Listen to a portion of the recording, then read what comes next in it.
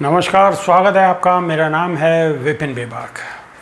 याद कीजिए 2013 गोवा अधिवेशन से पहले ही गुजरात के तत्कालीन सीएम नरेंद्र मोदी को केंद्र की राजनीति का चेहरा बनाने की कवायद शुरू हो गई थी।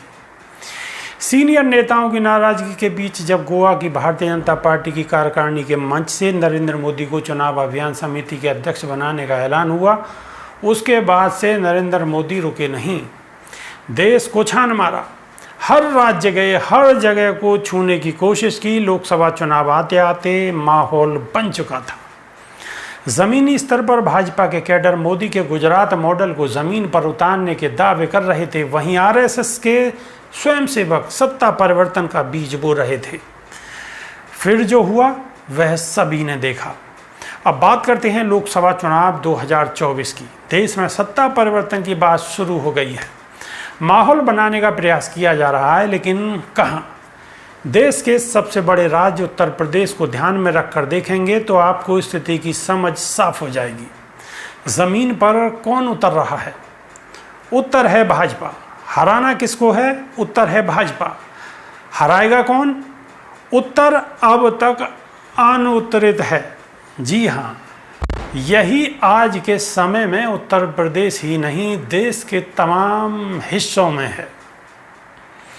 उत्तर प्रदेश में जिन मुद्दों के सहारे समाजवादी पार्टी और उनका गठबंधन यूपी चुनाव 2022 में उतरा था, उसमें कुछ बदला नहीं है। मतलब विपक्षी दलों को मुद्दे मिल ही नहीं रहे हैं, या यूं कहें तो बनाने ही नहीं दिए जा रहे हैं। ऊपर से भाजपा की रणनीति के जाल में विपक्ष में लगातार विपक्ष घिरता जा रहा है। आप देखेंगे कि यूपी की सबसे सक्रिय सीनियर राजनेताओं में से एक मायावती घर से निकल नहीं रही। समाजवादी पार्टी के अध्यक्ष अखिलेश यादव ट्विटर से निकल ही नहीं पा रहे। कांग्रेस ने तो शायद हथियार ही डाल दिए हैं।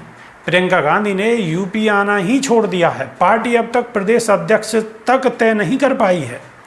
वहीं सत्ताधारी भारतीय जनता पार्टी के मुख्यमंत्री से लेकर तमाम नेता जमीन पर उतर चुके हैं और धनाधन दौरे जारी हैं। लोगों को सरकार केंद्र की मोदी और राज्य की योगी आदित्यनाथ की नीतियों के बारे में लगातार बता रहे हैं। ऐसे में विपक्ष की किन नीतियों के सहारे और आश्रय केंद्र की राजनीति में वापसी करना चाहती है, वह अभी तय नहीं हो पाया है। बहुजन समाज पार्टी की मुखिया और पूर्व मुख्यमंत्री मायावती का राजनीतिक घरवास खत्म नहीं हो पा रहा है। लोकसभा चुनाव 2019 के बाद से वे राज्य के राजनीतिक परिदृश्य से लगभग गायब हैं और 15 जनवरी 1956 को जन्मी मायावती 66 साल की हैं। कोविड काल के दौरान उन्होंने जमीनी पर उतर कर राजनीति करना कम कर दिया था। यूपी चुनाव 2022 के दौरान उन्होंने ताबड़तोड़ दौरे किए, लेकिन आखिरी समय में इसका कोई फायदा बसपा को नहीं मिला।